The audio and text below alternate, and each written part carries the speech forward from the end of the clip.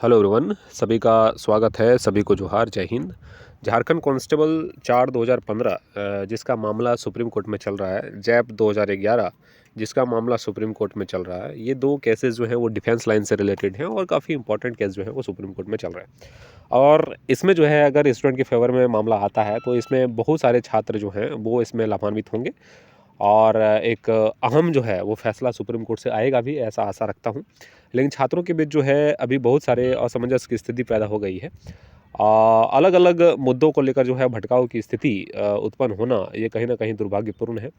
क्योंकि मैं आप लोगों से एक क्वेश्चन करना चाहूँगा और आशा करता हूँ कि आप इसका उत्तर भी बखूबी देंगे और सत्यता के साथ देंगे। आप एक चीज़ बताइए, अगर केस हार जाते हैं तो उस स्थिति में जो है आप किस तरह अपने रिजल्ट का डिमांड करेंगे, स्टेट वाइज या डिस्ट्रिक्ट वाइज? आप इसका जवाब जरूर दीजिएगा। अगर केस हारते हैं तो जीतेंगे, उसके बाद जो है उपाय किया जा सकता है और उपाय है भी, क्योंकि उसके बाद डिसाइड होगा कि क्या करना है नहीं करना है। लेकिन अगर आप केस हार जाते हैं तो फिर आपको किस तरह से रिजल्ट दिया जाएगा, स्टेट वाइज दिया जाएगा या डिस्ट्रिक्ट वाइज दिया जाएगा, या आपको किस आधार पे दिया जाएगा? अगर हारते हैं तो आप थोड़ा हमको बताइएगा ज़रूर। इसलिए मेरा कहना सिर्फ इतना है कि फोकस आपको केस जीतने पर करना चाहिए। और जिस तरह से मैं एग्जांपल भी आपको दे चुका हूँ कि आरजे नंदा सर जो है उन्होंने आपके केस को ले जाके स्टैंड कर दिया था इन बातों पर कि जो क्षैतिज आरक्षण है वो जो है सही है या गलत है, जो अन्य स्टेट दे रहे हैं वो सही है या गलत है। तो यहाँ पे आपका जीत लगभग लगभग तय था, मैं हमेशा से कहता आ रहा हूँ। लेकिन उसके बाद से कुछ यहाँ पे एक्स्ट्रा दिमाग लगाकर जो है इस केस के डेट को बढ़ाना या इस केस को कमज़ोर करना, ये छात्रों की कहाँ तक चालाकी है, इसका भी जवाब देने का प्रयास ज़रूर करिएगा। अभी शादी ब्याह का सीज़न चल रहा है तो एग्जाम्पल मैं ज़रूर दूंगा कि मटन खाएंगे कि चिकन, ये पहले डिसाइड कर लिए हैं। अगर इन्विटेशन आएगा ही नहीं तो आपका क्या फ़ायदा होगा डिसाइड करके?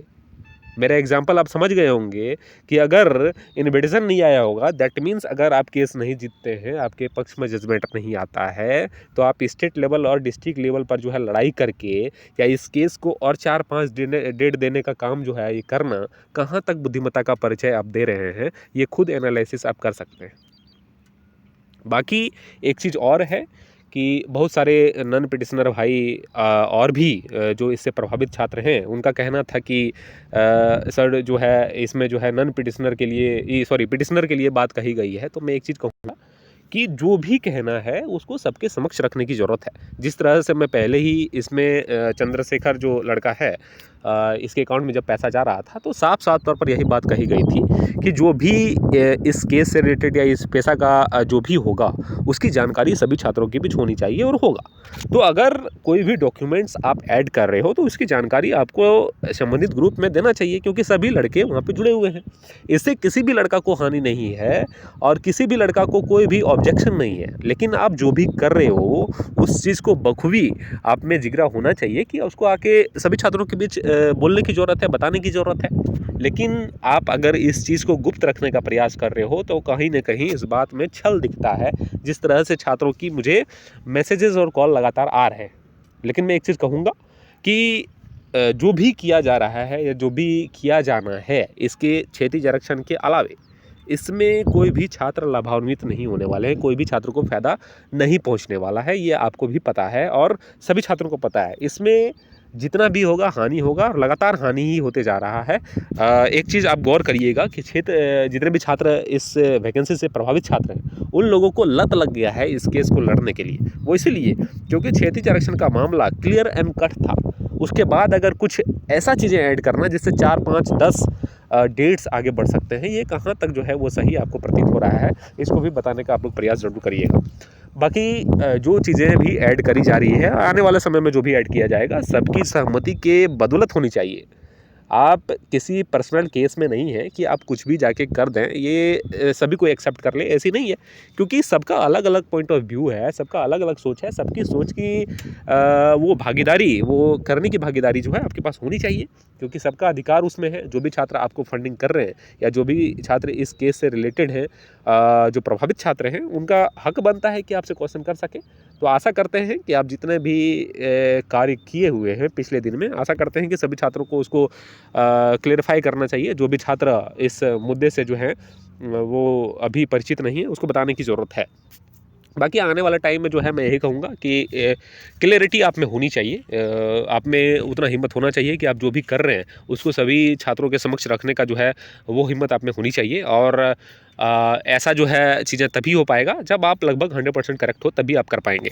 और इस केस में होने क्या वाला है ये मैं पहले ही बता चुका हूँ, बहुत सारे वीडियो में बता चुका हूँ कि जब भी इस केस का जजमेंट आएगा क्षैतिज आरक्षण पे आने वाला है। और 33% जो सीट वैकेंट रह गया, 33% में जो सीट वैकेंट रह गया, इसमें तो कुछ सीट फुलफिल किया गया है, जो सीट वैकेंट रह गया है उस सीट को भरे जाने की संभावना यहाँ पे है।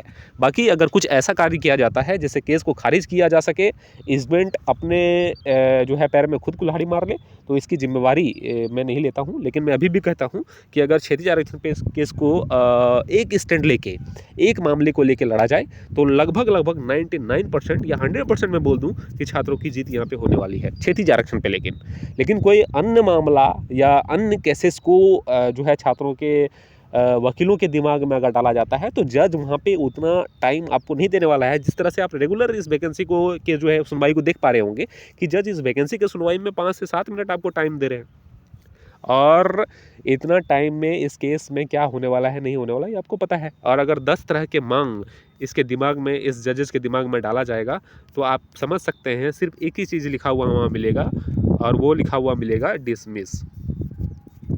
इसके बाद आप लोग जितना भी डिमांड्स करता है कर ही लीजिएगा। मेरा एक ही क्वेश्चन आपसे यही रहेगा कि जो चीज़ें अभी हुई नहीं है, केस में जीत हार का कोई मामला अभी तक आया नहीं है, तो उसके पहले ही कुछ डिसाइड कर लेना कि हम इस तरह के रिजल्ट निकलवाएंगे, ये कहाँ तक सही है। और किस छात्र को पता है कि स्टेट वाइज निकलने के बाद जो है 100% छात्रों का सिलेक्शन वहाँ पे हो जाएगा। और इसकी क्या गारंटी है, जो ये डॉक्यूमेंट्स आप देख रहे हैं, ये डॉक्यूमेंट्स जो आप विभिन्न प्रकार के डॉक्यूमेंट्स देख रहे हैं, इसमें कहाँ लिखा हुआ है कि स्टेट वाइज मेरिट जो है वो डिक्लेयर किया जाएगा। और जिस तरह से सोनी कुमारी के केस को ऐड किया गया है, जिस तरह से मुझे छात्रों ने कहा, इसमें मैं 72 या 68 या 72 ऐसे कुछ पेजेस थे जिसको मैं पढ़ चुका हूँ ऑलरेडी, और उसमें कहीं भी इस बात का जिक्र नहीं है। अगर है भी तो स्पेशल केस में इस तरह की बातें की गई है। और आप लोगों को पता होगा, मेरी बातें थोड़ा गौर करिएगा, कि 11-13 का मामला जो था रिजर्वेशन का मामला, रघुवर सरकार में इस चीज़ को लेकर जो है उस तरह के जजमेंट दिए गए थे। जबकि आपका ना 11 और ना ही 13 का मामला है, आपका वैकेंसी जो है वो डिस्ट्रिक्ट लेवल पर है, डिस्ट्रिक्ट वाइज है। इस चीज़ को आपको समझने की ज़रूरत है। जो सच्चाई है उसको बताने में मैं कतई संकोच नहीं करता हूँ। मैं मानता हूँ कि मुझसे कुछ लड़के खफा होंगे, और मैं सोशल मीडिया पर आके इस तरह की बातें इतना सच्चाई के साथ बोल रहा हूँ, तो मुझे पता है कि कुछ इफेक्ट्स पड़ेंगे। लेकिन उसके बाद भी बता रहा हूँ क्योंकि मुझे पता है कि इस केस में अगर कुछ गलत करते हैं तो क्या जो है गलत इफेक्ट आपके केस को पड़ सकता है।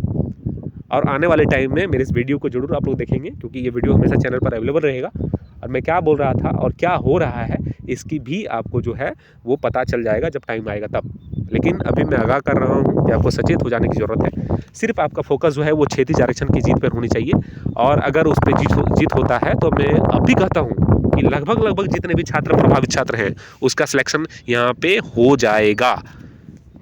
आप इस बात को गांठ बांध लीजिए, क्योंकि आपका सिलेक्शन क्षैतिज आरक्षण पर ही होने वाला है। दूसरा अगर कुछ भी अगर होता है तो मैं केस हारने की संभावना ज़्यादा प्रतीत यहाँ पे होगी। बाकी धीरे धीरे जो है मैं और भी वीडियोस डालकर सारी चीज़ें यहाँ पे क्लियर कर दूंगा, ताकि छात्र जो है आने वाले टाइम में कुछ गलती ना करे, इस वैकेंसी पर कोई प्रभाव विपरीत प्रभाव जो है वो ना पड़े। और जल्द से जल्द इस वैकेंसी को क्लियर करवाने का प्रयास छात्रों को और छात्रों के वकीलों को होना चाहिए। मैं लगातार एक चीज़ बोलता हूँ कि बहुत लंबा टाइम हो गया है, और अगर अब नहीं होता है तो एक चीज़ ये भी मामला आ जाएगा कि बहुत लंबा समय हो गया है, तो केस ऐसे भी लोग वहाँ पे फिल होने लगता है। तो इस स्थिति में जो है आपको और भी परेशानियों का सामना करना पड़ सकता है। इसलिए सबसे पहले आपको फोकस ये होना चाहिए कि सबसे पहले केस को जीता जाए। उसके बाद रिजल्ट किस तरह प्रकाशित करवाना है, इसकी जिम्मेवारी जो है वो मेरी, आप सबकी, और जितने भी इस केस से, इस वैकेंसी से प्रभावित छात्र हैं सबकी होगी।